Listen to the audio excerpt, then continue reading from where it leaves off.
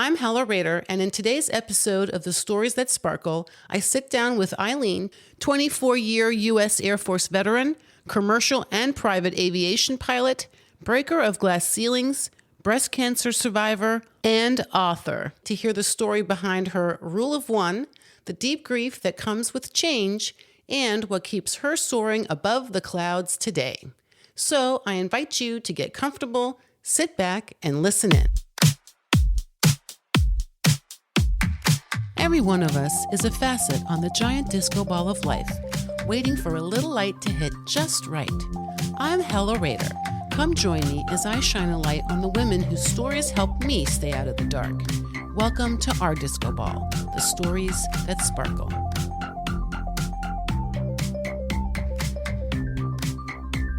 And here we are. Eileen, welcome. Thank you. It's really good to be here. And really, especially in this beautiful room and all of the great energy in it, and getting to be with you and do this with you again after I know a lot of years. It's been too many. It's been too many years. It's been a minute. We did reconnect after, I don't know, at least 5 years. Yeah, something like that. Let's just say 5 years. Sure. For simplicity. It's been at least 5 years. So, I was really excited to see you. You were with a speaker, the featured speaker at a networking luncheon for women here in town, which was awesome. And you moved me so much because, you were talking about the power of storytelling. Yep. Yes. Absolutely. And your story is pretty bonkers. I have to say, in the best way possible, bonkers. You got all the things in your story. Yeah. There's a few things. Yeah. But the one thing that we were talking about, we had lunch. After we reconnected, we went out to lunch, and we were sort of doing the very speed round catch-up of the last, however many, 5 years. 5 years. That's our story. We're sticking to it. We're going to stick with 5 years. And I just remember we were talking about grief and the grief that comes with change and the grief of loss of something more intangible than just a person, place, or thing. We've all been taught over time, here's the phases of grief and, the 5 phases, and you're, going to have, anger and depression, and eventually you'll get to acceptance and, and somehow, because that's very left brain. So for many people, it helps to go, okay, now I'm just working through this and, I'm in this phase, I'm in this. And it helps us cope with the devastation, the right brain devastation of the loss of this incredible, person that we loved in our life. Mm-hmm. Mm-hmm. And then there was, for me, a whole different experience I never would have ever expected. You could have, waterboarded me, and I would never have expected, and that I would have gone through. I got diagnosed in May of 2013 with breast cancer.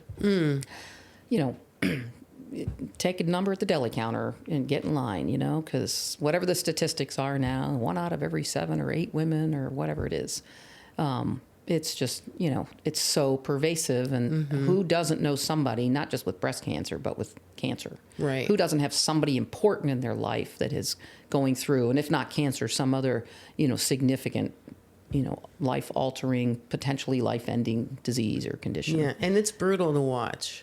Yeah. Barbara, a woman who was like a mom to me, just died last year of small cell lung cancer.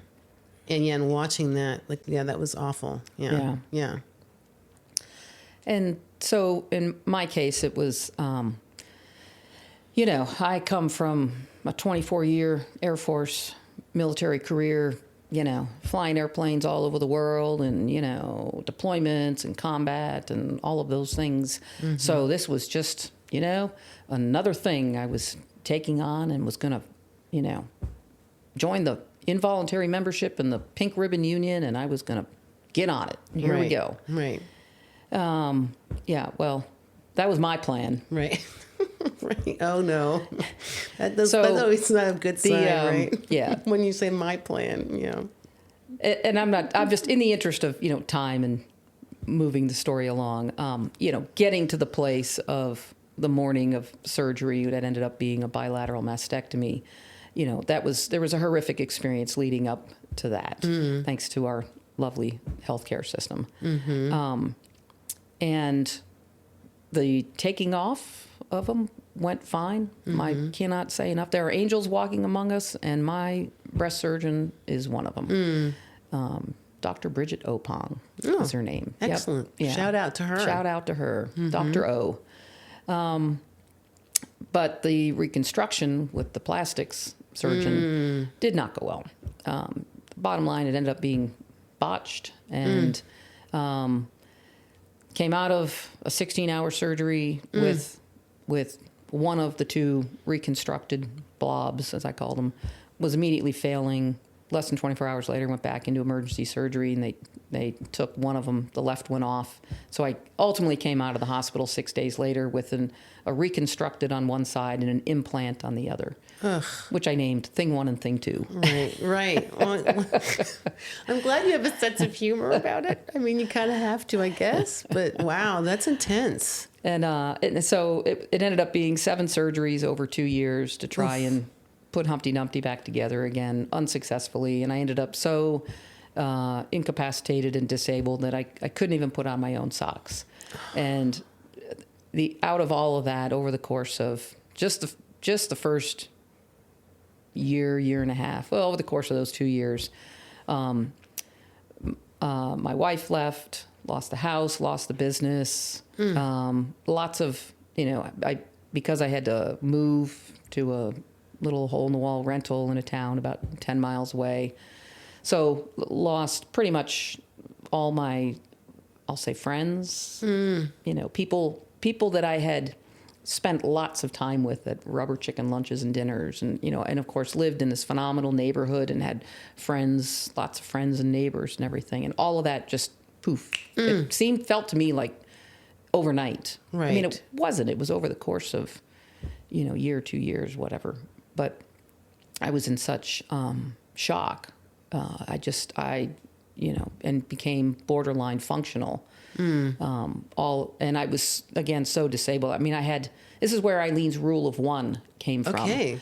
What's this rule? This sounds intriguing. It is. Eileen's rule of 1 is every day, and I'm not talking if you're disabled and you can only put on your pair of socks, or you're anything else, but this is where, from somebody who was this, the ultimate hard charger, achiever, multitasker extraordinaire, and I could do none of that anymore. And I had to, took time and figured out I just needed to get okay with me just being able to do one thing a day.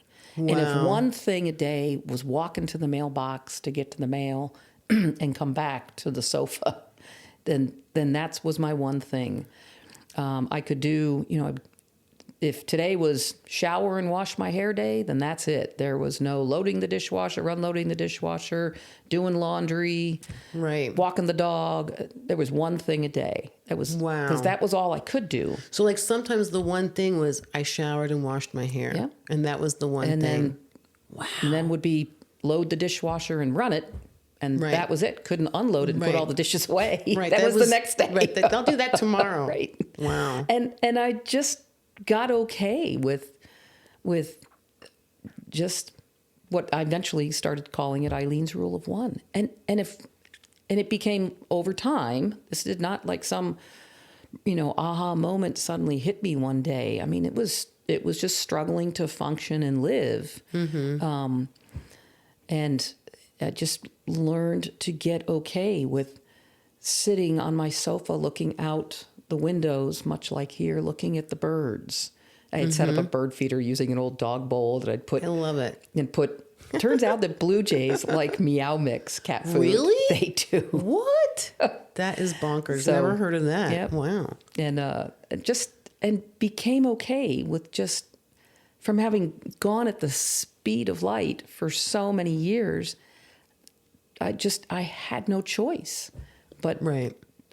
Wasn't a decision to slow down and, stop and smell the roses kind of thing. I didn't have a choice except to sit and enjoy looking out the window at the birds and the squirrels and whatever else, and, seeing what I could get my car and go to physical therapy today. That was my one thing, and come home and, put on something on Netflix or whatever. I had to slow down. And I learned so much out of that, of that it wasn't being lazy. It wasn't. And it wasn't because I was a victim and I couldn't do these other things. Over time, I learned that it was okay. That I didn't have to go 18 million miles an hour all day, every day, and get all the balls in the air. I mean, I had become a person where I didn't even try and keep all the balls in the air anymore. I just tried to keep track of which ones were the rubber ones and which ones were the glass ones, and just try to prevent the glass ones from hitting the floor. Because the rubber ones I could catch on the bounce on the way back up. Because you're a pilot, right? You were, so as you said, 24 years in the Air Force pilot, then a commercial pilot. Then you, at this point, also were married and had kids. So you were working, married, and we had a business. And a business. Wow. Yeah, that's a lot of go. It's funny, because we did not coordinate this, y'all, but in my first conversation that sort of opens up this whole series of my podcast, I have a chat with my friend Marcia, and we talk about doing nothing. And how when I was recovering from this grief of losing my marriage, then, more recently I lost, like I said, my mentor who was like a mom. And then at the same time, I was leaving corporate America. So losing my identity of lady who goes to work every day in an office doing X, Y, or Z with such and such responsibilities, running a team and all this stuff. Suddenly I'm like by myself at home, and I had to relearn all over again to just be okay with doing nothing. Yeah. Yep. Which was painful. Yes, I had to, in order to get to that place of being okay with Eileen's rule of one. I went through that same very dark tunnel of sitting there wondering what the hell am I even here for? Why am I even still alive? There is nothing, what did I have to live for? I all the same things, had been leader and, owned a firm and, had the high power job and, going community activities and community events and rubber chicken lunches and dinners and, giving talks and speeches and, same kind of stuff. And then all of a sudden it's all gone. And you just, the identity absolutely went with it. Had absolutely no idea which way was up and saw absolutely no point.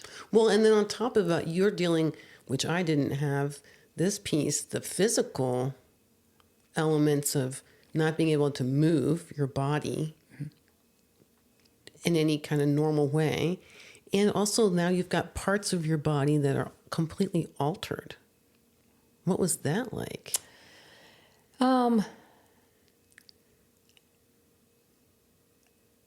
I struggled so much with the physical that I never had a chance to think about the emotional aspect of having these body parts that had been amputated.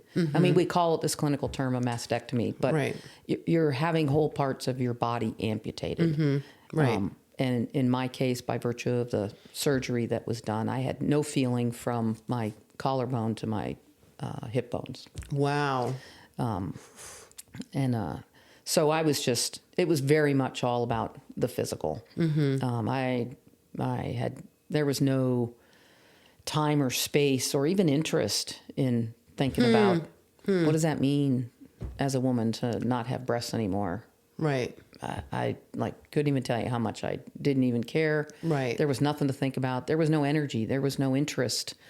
There was a whole lot of shame because the destruction was so great that, and then that kind of leads into then the years of grief, of trying to deal and cope with all of this.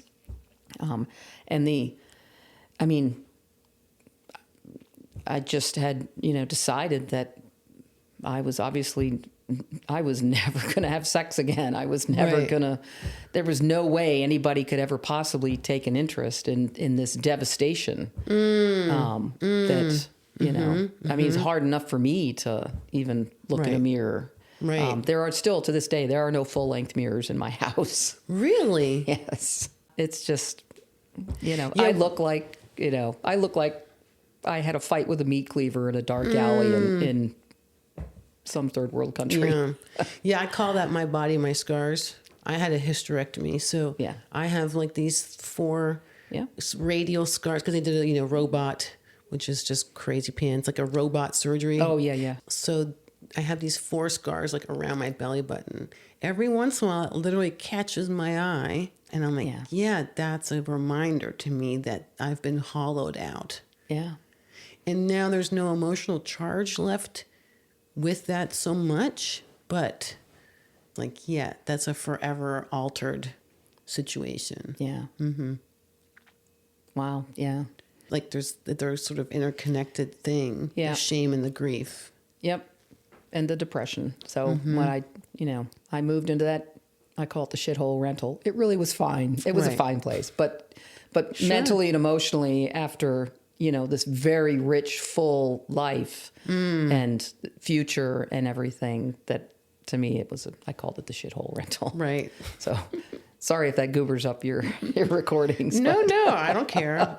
This is, I have no, this is not a, whatchamacallit free zone. I don't even know. Yeah. Cuss words allowed. It's like, we'll mark it explicit. I'm fine with that. But it was a very dark place. I moved into the shithole rental. Depression moved in with me, and it has a conjoined twin, and the conjoined twin is shame. And Wow. there I love that. I sat. As a description, not love that for you. I mean, I love the description of that depression with its conjoined twin shame moved in. Yep. Because just as illogical as it may sound, the incredible feelings of failure amidst all of the other stuff, the dealing with, the physical aspects and the pain and the inability to physically function, and all the continued treatments that were continuing to go on to try and restore some functionality. And I felt also very much, like I had failed. I had, my marriage had failed. The business had failed. I had to declare bankruptcy out of all this. It just, Wow. it was all gone. It was all gone. 2 of the 3 kids were gone as well. They chose to go another direction. Right. So all of that just piled into, and I just, at the one hand, there's so much that conflicts. On the one hand, I desperately wanted people to come and be with me, and at the same time, I desperately did not want anyone to be around. And I was sure they did not want to be around because I was helpless and I couldn't function, and I was no longer the hugely successful, achieving, retired Air Force officer, pilot, businesswoman, all the things. And I wasn't this identity thing. I had no idea who I was, but I knew for sure that wasn't it. And I didn't want anybody to have to see how far I had fallen. Yes. And that just sort of like compounds the loneliness and the isolation. And it's like a vicious circle of like, yeah, I really would love help and people. And then, but I don't want them to see this. So then I'd rather not. Yeah. I remember when my ex was badly injured, and it was, that was a whole other drama-rama. But I just remember also that feeling of like, I wasn't the one injured, but I was the caregiver. Yeah. And going to work and taking care of the dog and cleaning the house. And doing all of the things, special diets, this, it was crazy pants. And at a certain point I was like, I just didn't want to talk about it anymore. And I didn't want to ask for help because I didn't want to be that lady, Right. Who's the killjoy at the party. Like, hey, how's it going? Hella, yeah, shitty. Right. So you just don't, I'm like, I'm not going to bother going anywhere social. Right. Because I have nothing good to say. Right. So, I don't want to be that lady who's always like the Debbie Downer person. Right. Or, I do talk about what's going on and people kind of start to back up, or at least it felt Exactly. like people start backing away from you. Like, Exactly. oh, I don't want to get that on me. Right. Like, because that could be contagious. And I don't want to have my life ruined. Right. So I don't get that on me, lady. So it just, whether that was true or not, that's how it felt. And because also people don't know what to say at a certain point. So it just, compounds that loneliness feeling. Like I remember giving up like, well, I'd rather just be alone then. I get very conditioned. I don't want to, and that's different than saying getting used to being alone. Okay, interesting. Became conditioned to being alone. And I'd always been very self-sufficient and independent and all of those things. This was different about getting conditioned to being alone and having to, I never wanted to kill myself, but I very much knew that if I was in my car and the car got stuck on the railroad tracks and there was a train coming at me, I was not getting out. I was not going to be responsible. I was not going to do it myself. Right. But right. I would be okay if it just ended somehow. If I didn't wake up, if a train hit me, whatever.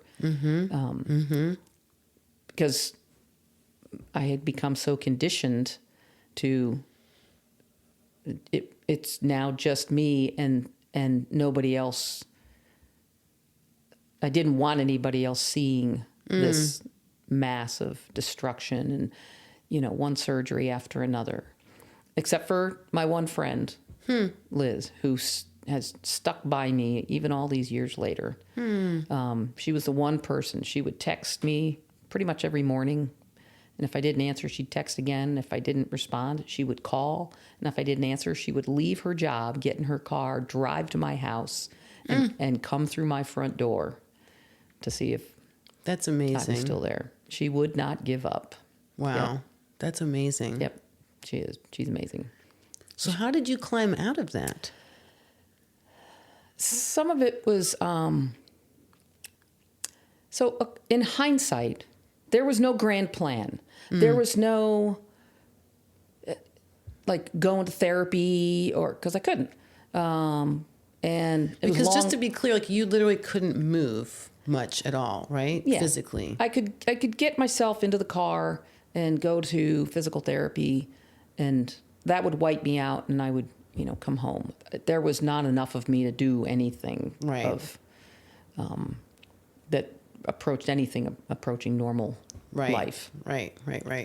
But I had this opportunity to. I got a call one day from a buddy of mine that I had been in had gone to school with in the Air Force. We'd gone to a school together for a year, and had hit it off, become great friends. And he called me up and said, "Hey, how would you like to come to Fort Worth and be my Sheryl Sandberg for a company he had there?"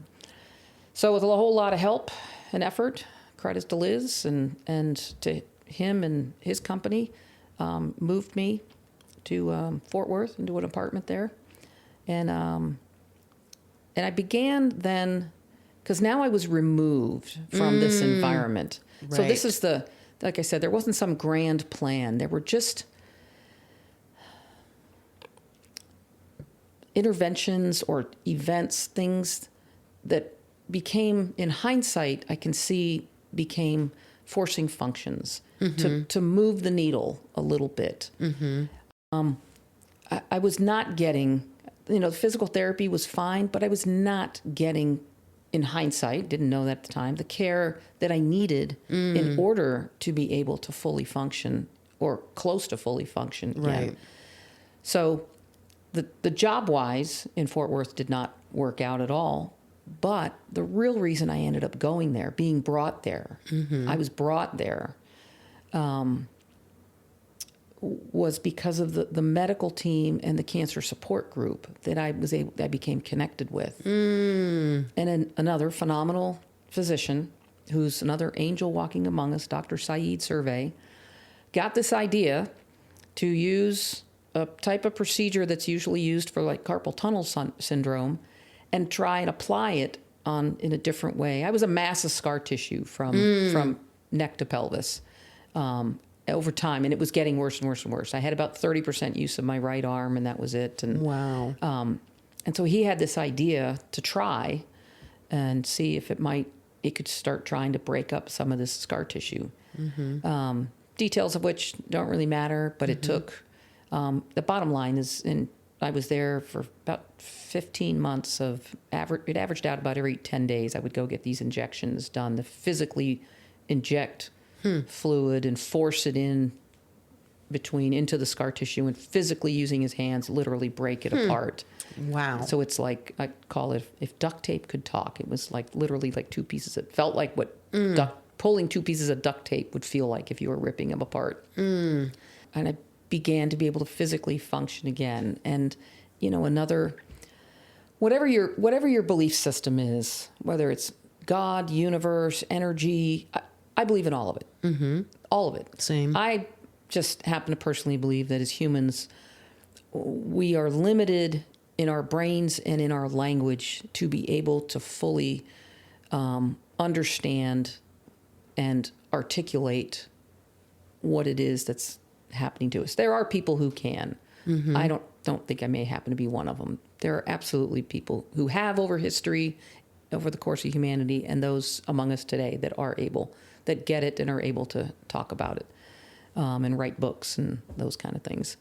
So I just refer to it as the universe. So the universe brought me to Fort Worth and brought Dr. Saeed's survey into my life and this brilliant idea he had, and it began to work. And over the course of 15 months, I gained back a whole lot of physical functionality.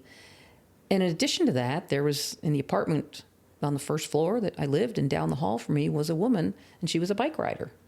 And she was another one of these incredible people of positivity and energy, and another one of these, like, dog with a bone, would not give up on me. Like, I didn't know her before. She just, like, and then next door to me, my next door neighbor was a young woman going through med school. And it's little things like, so she's going through med school, so she's got these ridiculous, 30-hour shifts and stuff. Right. And she had this beautiful dog, this husky. So she needed a dog sitter. So I got to take care of Ollie while she was gone, which brought all kinds of, and he needed to go for walks. So guess what that did? You had to get out and walk. I had to go. And at first it was literally just be able to walk across the street to this little field, and turn him loose and let him go run and whatever. And then, I could, there was a rock there, and I could sit on the rock, and then I could walk the 20 yards or whatever it was back to the back door of my apartment. And it was just things like that, little bits. And then Diana down the hall, would go walk. And then she was like, one day she's like, let's see if we can get you back on a bike, because she's a bike rider. Right. And at first it was like, I had no balance at all. I was like, for those that are old enough to remember Laugh-In, and what the heck was his name? There was that little dude on the bike, and he would ride the bike, and he would constantly fall over, and I don't even remember. Anyway, that guy.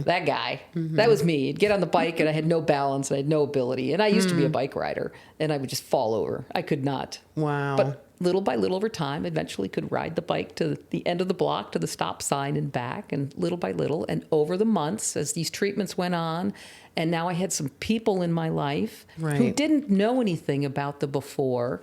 They just were experiencing me here. You now, in that moment. And were fine with what I needed help with, which was as much teaching me that it's okay to accept help. Wow. Yeah.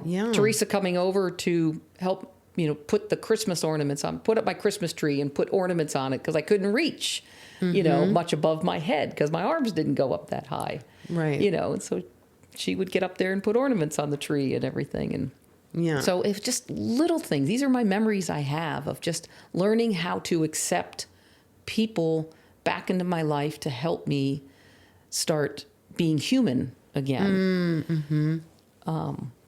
And over the course of these treatments and all of these things, and there's other people that were there also. The friends of mine that took care of me, I would come out of these treatments and some of them were so horrible, and I would go to their house and there I would stay for 2 days while they took care of me to get back on my feet after a treatment. Wow. You know, I'm also hearing like when you're that kind of powerless, or you just like, you kind of give up in a good way. yeah.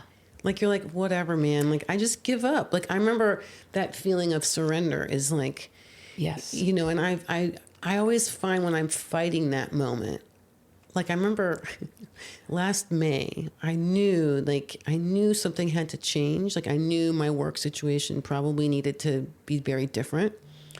But I was so terrified that I just couldn't like surrender to this idea. Yeah. And I remember being on a call with my therapist on Zoom.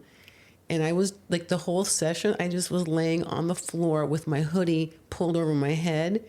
And she just goes, "You're in a surrender." And I'm like, I don't wanna. But Yeah. I know. And also I don't want to be in one of those, because what the hell, man? Really?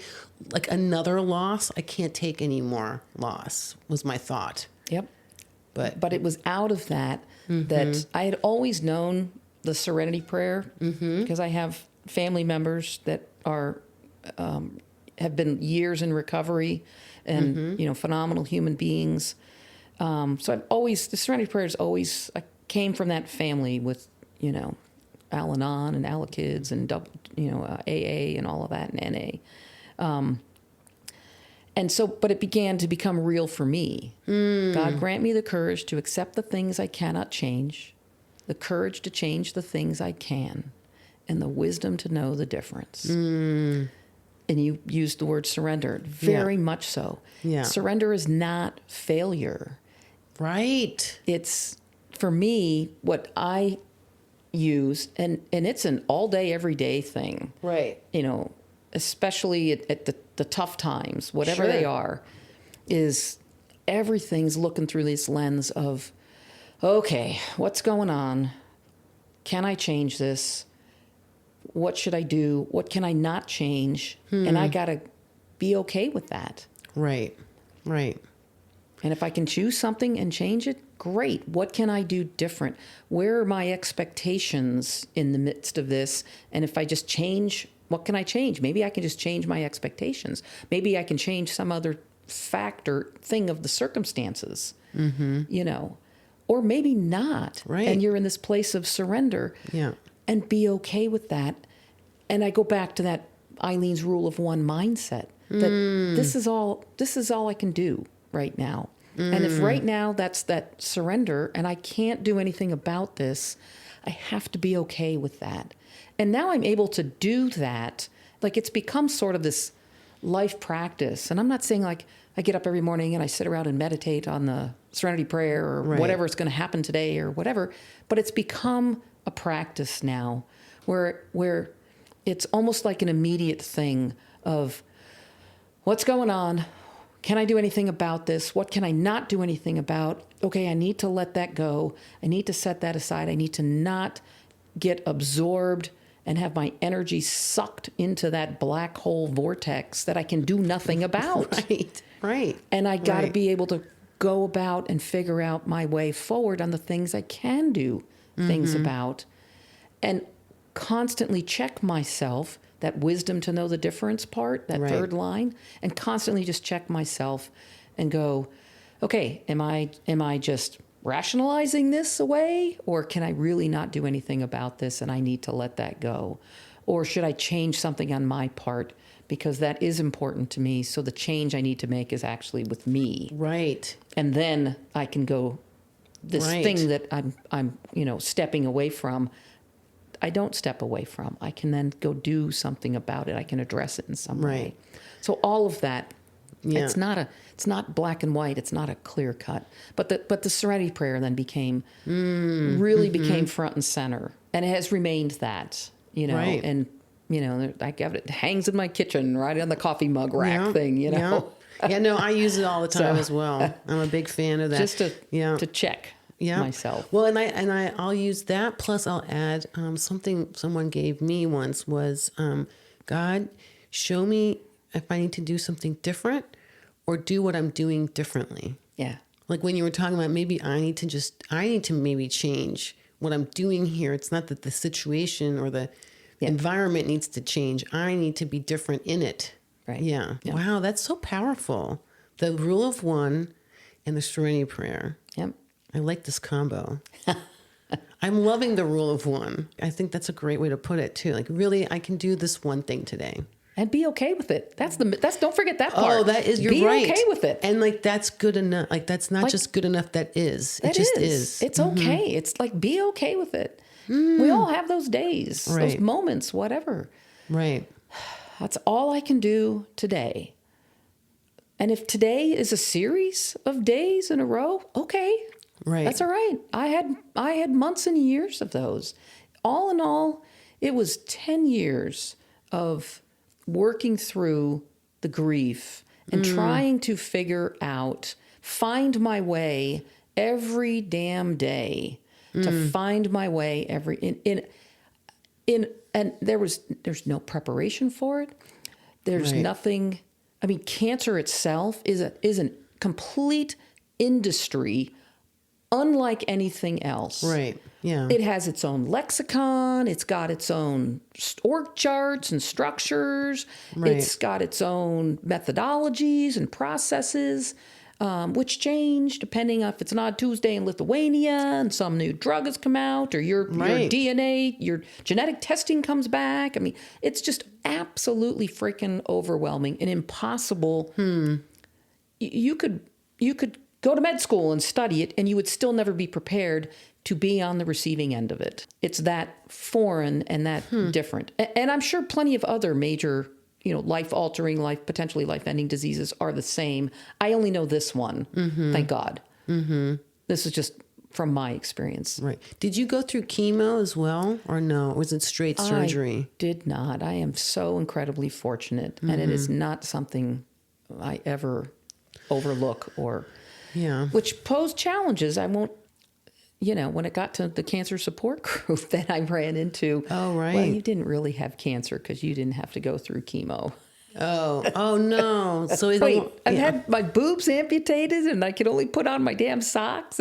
But this didn't really, you telling me this didn't really happen? What do you say? It's weird. So now I've got cancer imposter syndrome. Right? Oh my God, on top of everything else. Like seriously, that's crazy. It was crazy. Wow. Like the day that hit me, like, okay, so here I am once again, and again, the whole identity, identity is long gone. It's shot to hell. I have no effing clue who I am, what I'm doing. Why am I even here? What is the point of all of this? And then somebody layers that on top of me that, well, You're not so now really. I got cancer imposter syndrome. Right.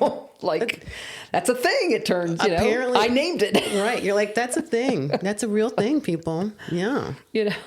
Wow. Another place of loneliness, even within places where we identify. And I'm laughing now, but because it was the insanity of it. And it just, the piling on just effect of trying to constantly, find your way, and you're swimming through it every day and swatting at these flies and, going down and going, this is it. This is all I can do today. Right. This is it. Yeah. And then one day, this is now years later, somewhere literally around the 9 year. I mean, I had moved again. I was so incredibly fortunate. This doctor survey and the procedures he did, and that enabled me to return to flying. Right. And, got my medical certificate back from the FAA, climbed back in a little piston airplane, body parts screaming at me to make them do things that it hadn't done for years. Right. Got into a bigger 2-engine airplane and began instructing again. and figuring out, remembering how to do this flying thing, like riding a bike kind of thing, a little more complex. But, right. But I love it. You learned on a bike first, literally. Yeah. And then you went, climbing up in different sized airplanes again. Yeah. Wow. Amazing. And so I'm, so incredibly fortunate, but at the same time, I was really deeply in grief over, and what it ultimately came down to, I don't remember the moment that this occurred to me, but at some point it did. Somewhere around year 8, I will say. I mean, literally, it was years of like living these two personas, this outward persona that, continuing to fight, continuing to go for these treatments, continuing to, want to get back in an airplane, continuing to try and figure out how to interact and be with people again, how to be social again. I had not been social because I hadn't been able to leave the house. Right. And how to do those things again, and yet at the same time, so mired in grief. And what it finally came to me one day is what I most grieved was not the loss of my house, was not the loss of my money going bankrupt, was not the loss of the neighbors, the friends, the loss of my body parts, the loss of physical capabilities.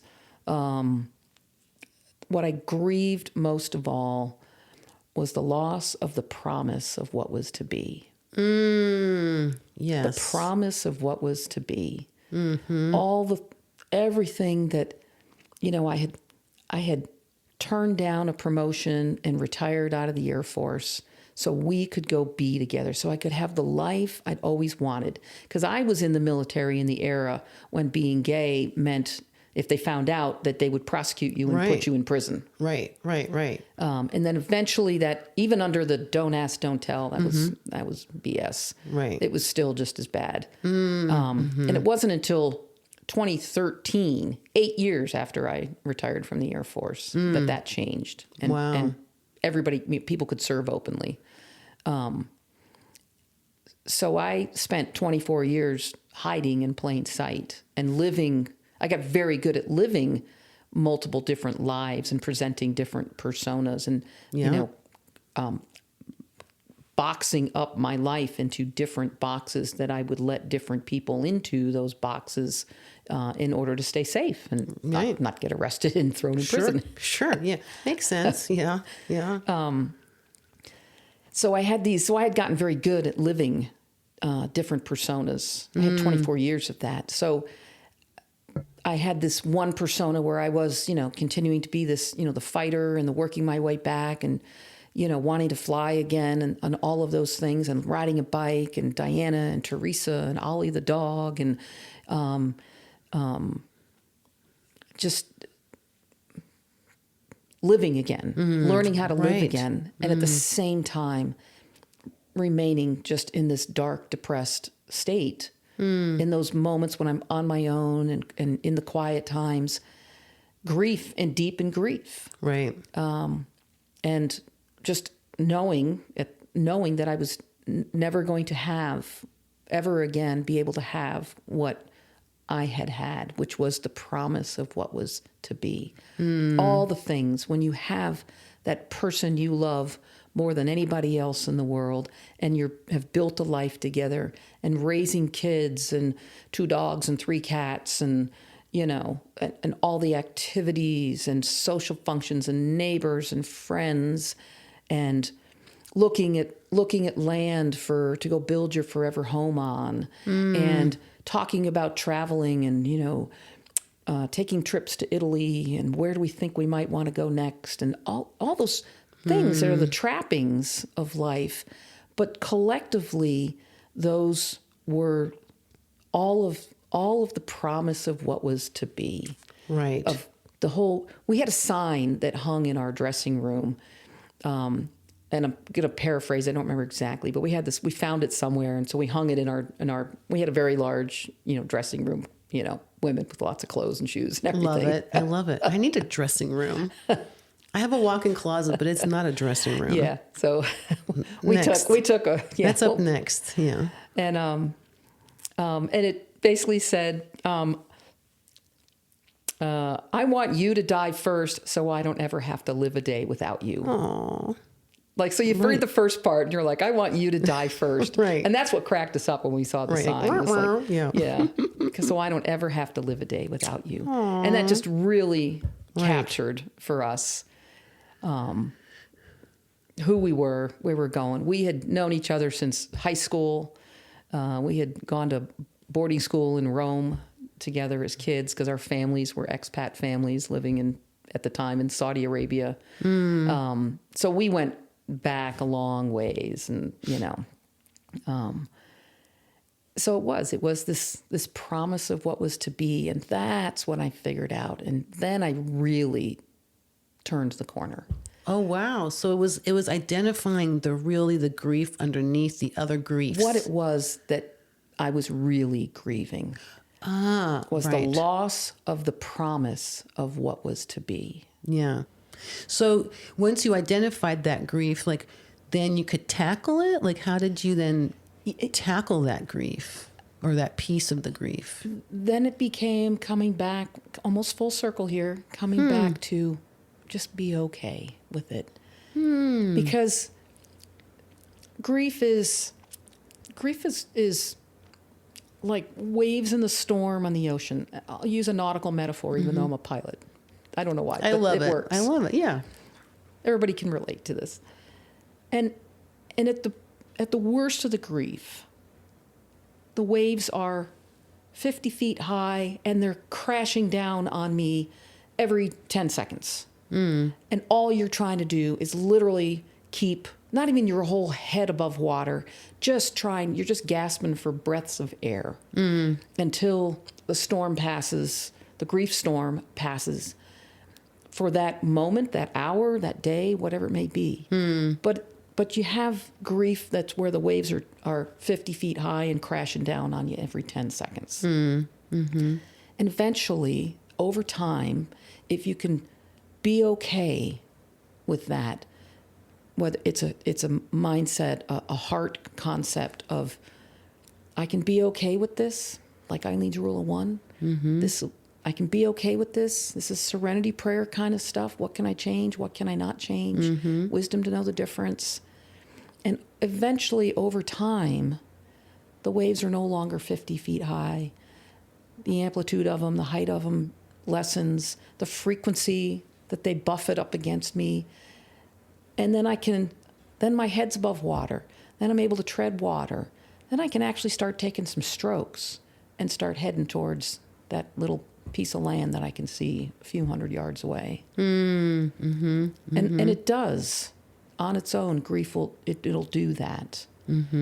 But not until, this is how I think, not until I figure out, what am I really grieving?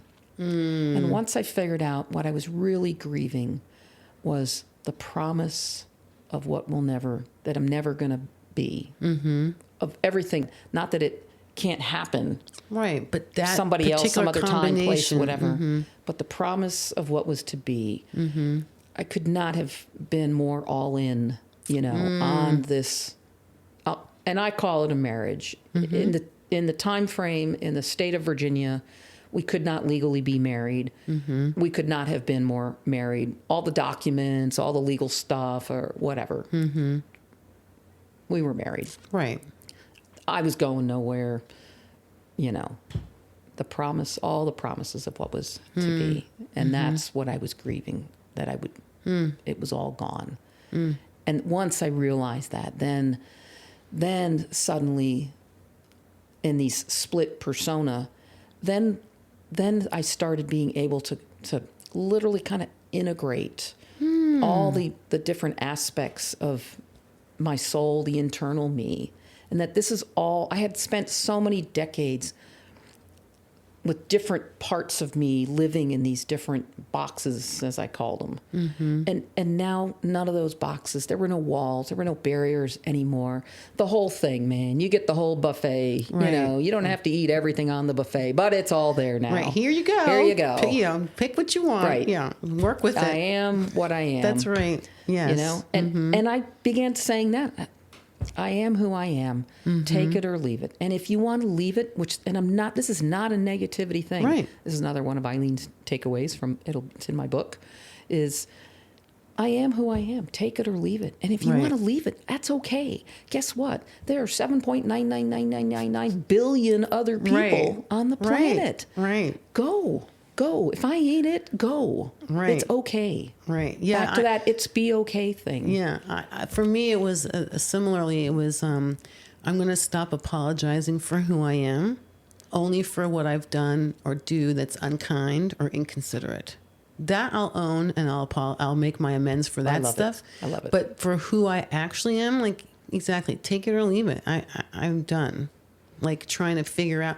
I was, for my whole life, more concerned about what other people would think or feel than I was what was happening to my own body. Oh, absolutely. So absolutely. I'm like, you know what? Total woman thing there. Yeah, I'm like, done. But yeah, I love this. The integrating, the unapologetic, this is who I am. And if you take it or leave it, yeah, I love it. 7.999 bajillion trillion people you can go hang out with instead. And again, and those who I'm meant to be in our rocking chairs on the front porch of heaven together, we will find each other. Because that's how the energy of the universe works. Mm-hmm. Mm-hmm. And it's all good. It's all okay. And all I have to do is just do one thing today. And if I do more than one thing, great. And if I do 10 things, great. But if today I can only do one, I'm totally okay with that. That's right. And I still have those days. Yeah. And I'm so fortunate to have come all the way back. I got hired to go fly 767s around the world and did that for 5 years and moved to corporate aviation. And I've been doing corporate aviation now for the last several years. And just continuing to try and find my way, right? Because then that became, the writing of my book, which then led to my leading a team of women writing another book. Mm-hmm. So now we have two books happening together. I love it. Yeah. Well, that brings us all the way full circle back to us getting connected again around storytelling of all the things. Yes. That's just amazing to me. I love it. And there's one I would like just to share also then. This is another kind of encapsulating moment for me. A lot of people they'll put sticky notes or whatever inspirations, and I have in my house too. When you open the cabinet where my microwave is to heat up my water for my tea and stuff, and I've got stuff in there from Pema Chodron, the Buddhist monk and nun, and she's got incredible takeaways from her books, and so that's a good one. Let me put that one there. I'm sticking that up there. Sticking that one up there, so I see it every morning or whatever. But there is one that as I have risen from these ashes, that, and I don't know where this came into my life and how, when, whatever, but it totally stuck. And this is one that definitely hangs, right in front of my face when I'm sitting there in my office and, trying to stay inspired and write and work, whatever it is. But this is one that keeps me going. It's the poem called Invictus. Okay. It's by William Ernest Henley. Okay. Out of the night that covers me, black as the pit from pole to pole, I thank whatever gods may be for my unconquerable soul. In the fell clutch of circumstance, I have not winced nor cried aloud. Under the bludgeonings of chance, my head is bloodied but unbowed. Beyond this place of wrath and tears looms but the horror of the shade, and yet the menace of the years. finds and shall find me unafraid. It matters not how straight the gate, how charged with punishments the scroll. I am the master of my fate. I am the captain of my soul. Because I am in control of these things. It's mine to decide what I'm going to do with, how I'm going to do it. I'm going to make a change in me. I'm going to make a change in circumstance, whatever. But all of it is about proceeding forward on this path that the universe is leading me on, not in some fatalistic, Calvinistic, I'll just sit back and whatever's meant to be is going to be. I don't have to do nothing. It's, it's going to happen no matter what I do. Shit happens. It's not that kind of a mindset. Wow. So it's those are the balancing pieces for me of my rule of one. If I can do one thing today, I'm okay. Mixed in with serenity prayer of what can I change, what can I not, and when I can, the things I can change, whether it's in me or other circumstances, own it. I'm the master of my fate, the captain of my soul, because my soul is on a course that, for me, the universe has charted, and I've just gotta. Some days I feel like I'm Helen Keller on that path that the universe is trying to take me on. Right. But yeah. But we'll figure it out, and I'm just going to keep going in that direction that I know, listen to my intuition, and I'm called to go in that direction. Yeah, that's amazing. And then the birds. And then the bird just came to show up. I know.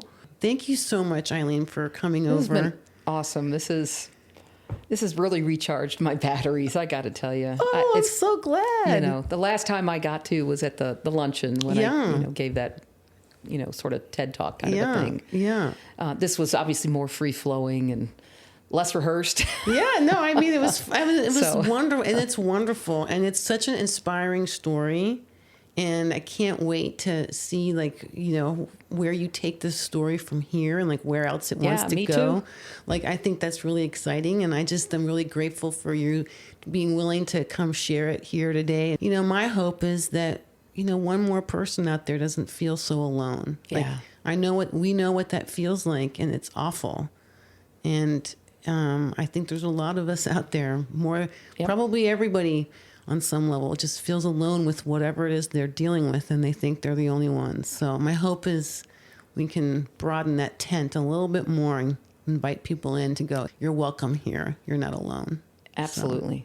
So, absolutely. In whatever shape, form, style, wherever. That's right. It's all okay. That's right.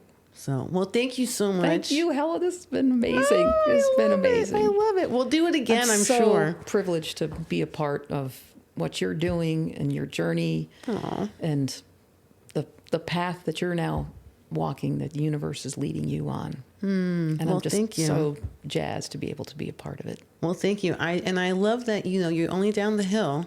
Yeah. Or down the road, whatever you want to call it. And so, lots of walks now that it's warming up. Yes. Lots of walks in our future. We can emerge from our caves, That's our winter right. caves. We're coming out of hibernation mode.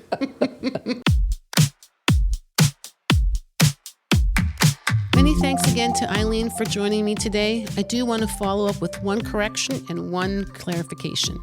The proper wording of the short form, yes, there is a long form, of the Serenity Prayer is, God, grant me the serenity to accept the things I cannot change, courage to change the things I can, and wisdom to know the difference. And Eileen references a character from a TV show called Laugh-In. The full name of the show is Rowan and Martin's Laugh-In. It was a sketch comedy show that aired for 6 seasons between 1968 and 1973. The character Eileen talked about, the guy on the bike who always falls down, was actually an unnamed character played by various actors, most notably by Artie Johnson. And that character wore a yellow raincoat and rode a tricycle, slapstick style, as a bridge from sketch to sketch. Anyways, thanks again for being here. Please rate, review, subscribe, follow, all those things. If you have a story you want me to include, or you have a story you want me to record, or you have a story you want to share with me, please do send it in. I really look forward to hearing from you. because together we bring light into dark places.